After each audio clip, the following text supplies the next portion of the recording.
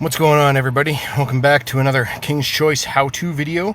Today we're going to be talking about Masquerade Ball. Masquerade Ball is another style of build crafting event where you will acquire skills throughout the time that you play the event, and you use those skills to mix and match with one another to make the best build to achieve the most points. So let's see first what we are competing for. So this one, you will get the Spirited Earl or Countess costume and title to go along with it. And then you will get your Book of the Sages, which are coming up more and more rarely these days. So you're going to want to definitely try and compete for this one, because you're going to want those books. Now, here, the books are dispersed all the way out throughout, I guess, the top 50 players. So realistically for this one, top 50 or better is best. But of course, you always want to try and compete for rank number 1. So let's get into it here. Down here, you're going to have your achievements tab on this one. This is going to be one of those ones where you can gain bonus items just by playing the event. So there's a big old list of bonus items that you can get for depending on how many times you've already gone through the event. So I'm going to claim my first one here, and we're just going to go ahead and enter. Now, there's a couple different mechanics here. You're going to see that all of your lovers with the highest charm, not the highest intimacy, the highest charm, are going to be lined up and invited to the Masquerade Ball. You get to divvy out your masks to your lovers, which are considered your skills, and then you can just proceed to a dance battle. Now, there are somewhere around 62 different masks to acquire. There is another player that plays that made a entire Google sheet of all of the different masks, all of the different abilities, and what they look like when they're leveled up. So I can link that down below. But so when you start, you are given 3 masks to start with. I competed for a couple of attempts just so that I could have that stamina there so that I didn't go over. So I have an extra mask as well. So I'm going to go ahead and equip that.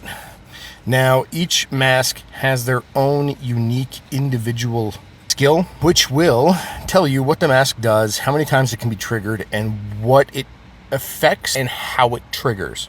Dragonfly mask here, for example, when my lover that's wearing it is defeated and leaves the dance floor, they come back one time with 40% of the skill's current attributes. So it would be 40% of each of these numbers here. Now, the purple one is your technique or your attack, and the orange one is your popularity or your defense. As soon as your popularity hits 0, your lover is defeated, and then it goes on to the next lover. Now, you can continue battling, or dancing in this case, to level up your masks, because each 2 dance battle attempts get you another chance for another mask, and I'll show you what that looks like in a second. You can also use this guy, the Mask Fairy, which is available in your value packs only, and they're for the expensive value packs. So let's get into what a dance battle looks like real fast. So to start, it's going to pair you up against NPCs instead of players, and that's just so that you can get some points on the board, see how it all works, etc. You can double speed it or single speed it, and you can skip it entirely. Skipping it entirely just brings you to the end screen. It tells you how many points you get for the victory. You get bonus points for having higher charm than your opponent, and you get even more bonus points if you are the lead dancer. Now, the lead dancer is another mechanic that's right up here. You'll see right now that one of my server mates here, as this is an in-server event currently, is leading the dance. So in order to lead the dance myself, all I need to do is challenge him. You get 1 free challenge per day, and then it's just lover versus lover. So who's ever got the higher charm wins. And then if you decide to try and attempt to get love or lead dancer again, it's going to require another item that you can then get from your recharge packs as well. I'm going to leave the challenge for now because I am going to leave that for later this afternoon. But that is essentially Masquerade Ball in a nutshell. You just keep doing the dance-offs, keep going one after another, and then just shoot for the highest amount of points. So when you've hit those 2 dances, you'll get the mask window here where you can pick an additional mask to add to your lineup. I know that the turtle is pretty what they call meta. It belongs in a lot of different builds or works well in a lot of different mask builds. So I'm going to grab that right away. You can refresh to get a whole new list of 3. Sometimes it'll, of course, repeat if you have bad luck for the day, but hey. And you can do that by using a makeover card. Now, the makeover card, you can get 1 or 2 of them, I think, in the gold store. You can also buy a bunch in your recharge packs as well. This will increase by 1 after every refresh. So the first refresh, if I were to do it, costs 1. The second one costs 2. The third one costs 3, etc. But I'm going to grab my turtle mask here, and then I'm going to equip it to my front line. Now, the order of the masks is just as important as what masks you have, because the order of your masks is the order of which your abilities trigger. So when my first lover is defeated here, that ability is going to trigger right away, which gives partner protection to 1 backup dancer to the right of the skill caster.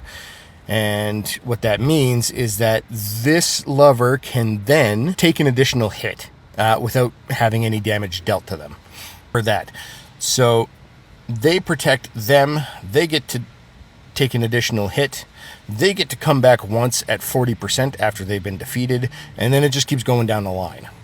So it's like I said, the position of the masks is just as important as the masks themselves. So like I said, I'm going to have that list of the masks linked down below. And thank you to that other user as well for making all that up for us so that we don't have to. But that is it for Masquerade Ball. You just keep playing around with your masks, keep switching them out, figuring out what has better build synergy with the rest of your masks, keeping in mind that the order of which you have them up top is the order of which that they will trigger. So get out there, try some builds, do some build crafting, and if you find something that works that's pretty well or that does fairly well, feel free to leave a comment down below. We'd love to see all your builds. Anyway, thanks again for coming by, and we'll see you in the next one.